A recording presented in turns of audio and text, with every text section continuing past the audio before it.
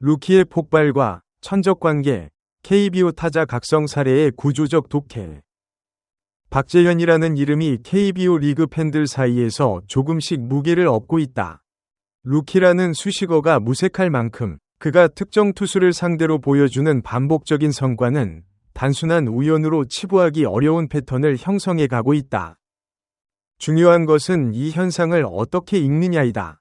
흥미로운 개인 기록으로만 소비할 수도 있지만 KBO 리그의 역사적 맥락과 타자 성장 궤적의 관점에서 보면 보다 풍부한 해석이 가능하다. 천적 관계는 어떻게 형성되는가? 야구에서 천적이라는 표현은 감각적으로 쓰이지만 그 메커니즘은 생각보다 복잡하다. 특정 타자가 특정 투수를 반복적으로 공략하는 현상은 크게 두 가지 요인에서 비롯된다. 하나는 타이밍 궁합이고 다른 하나는 심리적 기제다. 타이밍 궁합은 투수의 구속 및 구종 조합이 타자의 스윙 리듬과 맞아떨어질 때 발생한다.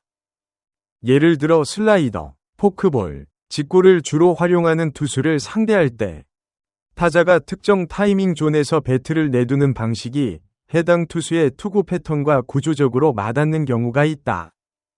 반대로 말하면 같은 구종이어도 다른 투수가 던질 때는 타이밍이 맞지 않는 경우도 충분히 있다. 이것이 천적 관계가 보편적인 타격 능력과 구별되는 이유다. 심리적 기제 역시 무시할 수 없다. 첫 홈런을 특정 투수를 상대로 쳤다는 기억은 이후 맞대결에서 타자에게 묘한 자신감으로 작용할 수 있다. 반대로 투수에게는 무의식적인 회피 심리나 패턴 변화 시도가 일어날 수 있고 그 시도 자체가 타자에게 유리한 환경을 만들기도 한다. 루키가 베테랑 투수에게 천적 관계를 형성하는 것은 그래서 더욱 주목할 만하다. 경험의 비대칭이 존재하는 상황에서 타자가 우위를 보인다는 것은 단순한 행운 이상의 적응력을 의미할 가능성이 있다. KBO 루키 타자 각성의 선례들. KBO 리그에서 루키 혹은 준루키 타자가 시즌 초반 예상을 크게 뛰어넘는 타격 성과를 보이는 사례는 드물지 않다. 다만 그 양상은 서로 다르다. 과거 KBO에서는 특정 루키가 첫 1회에서 2달간 눈에 띄는 활약을 보이다가 이후 수비 분석이 축적되면서 급격히 타율이 떨어지는 사례가 반복됐다. 이른바 루키 버프라 불리는 현상으로 상대 투수들이 해당 타자의 약점 존을 파악하기 전까지의 공백기에 발생하는 일시적 성과다. 이런 경우 시즌 중반 이후 성적 급락을 동반하는 경우가 많았다. 반면 일부 타자들은 시즌 초반의 호성적을 발판 삼아 이후 리그에 완전히 정착한 경우도 있다. 이때 결정적 차이는 타격 메커니즘의 재현 가능성에 있었다. 단순한 운이나 상대 투수의 방심이 아니라 반복 가능한 스윙 메커니즘과 성구안을 바탕으로 한 성과인지 여부가 이후 경력 궤적을 가른 경우가 많았다. 박재현의 현재 사례가 흥미로운 것은 그가 단순히 타율이 높은 것이 아니라 장타력과 성구안을 동시에 보여주고 있다는 점이다. 홈런, 멀티히트, 볼넷 등의 조합은 단순 컨택 히터의 패턴과는 구별된다. 물론 지금은 표본이 충분하지 않다.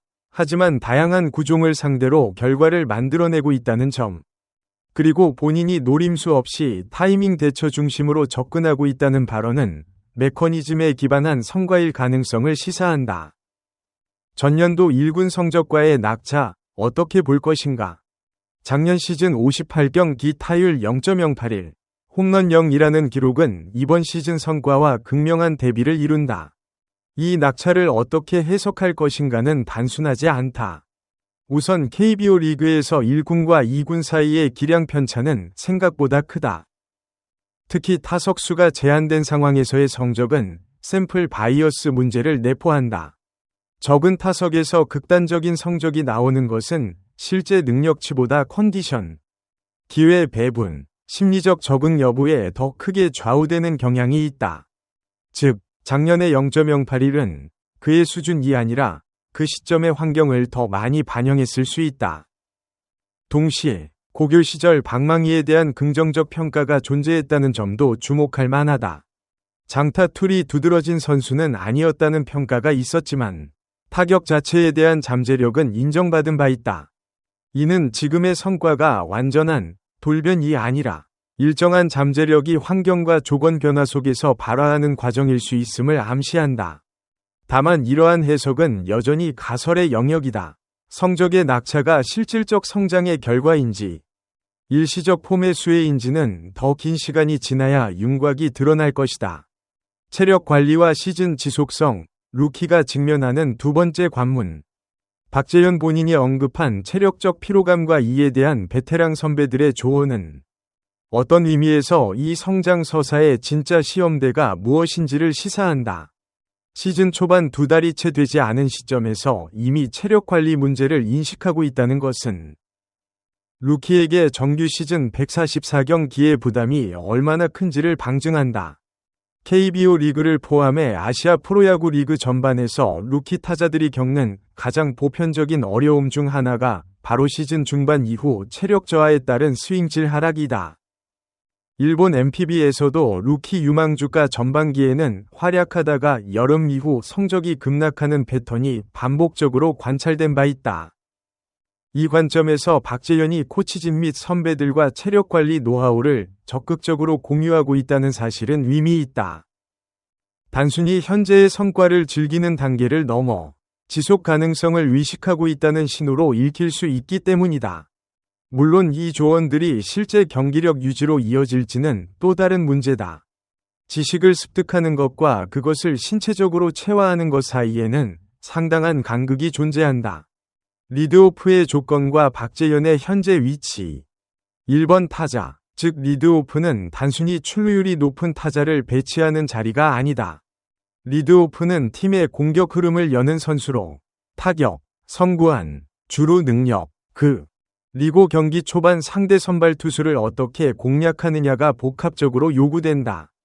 KBO 리그 역사상 인상적인 리드오프는 대부분 이 세 가지 요소를 일정 수준 이상 갖추고 있었다.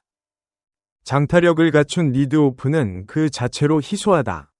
1번 타자가 홈런을 치는 것은 상대 배터리에게 초반부터 심리적 압박을 가하는 효과가 있으며 이는 후속 타자들의 타석 환경에도 간접적인 영향을 미친다.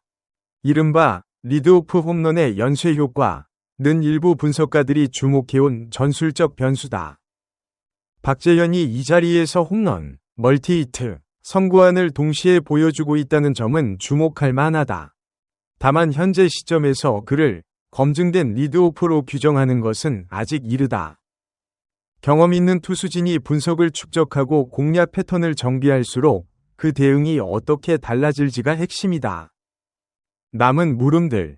결국 지금 시점에서 박재현 현상이 던지는 물음은 크게 세 가지로 요약된다. 첫째, 현재의 성과가 반복 가능한 메커니즘에 기반한 것인가? 아니면 일시적 환경의 수혜인가? 둘째, 체력 저하가 본격화되는 시즌 중반 이후에도 현재의 타격 메커니즘이 유지될 수 있는가? 셋째, 상대 팀들의 데이터 분석이 축적되었을 때 그에 대한 적응력이 있는가? 이 세 가지 물음에 대한 답은 아직 나오지 않았다. 그것이 지금 박재현 이야기를 흥미롭게 만드는 이유이기도 하다. 한 루키 타자의 초반 활약을 어떤 맥락에서 읽느냐에 따라 우리는 KBO 리그 선수 성장 구조에 대해 꽤 다른 질문을 던지게 된다. 이 글은 공개된 경기 기록과 언론 보도를 바탕으로 한 분석적 관점에 그리며 구단 또는 선수 관계자의 공식 입장을 대변하지 않습니다.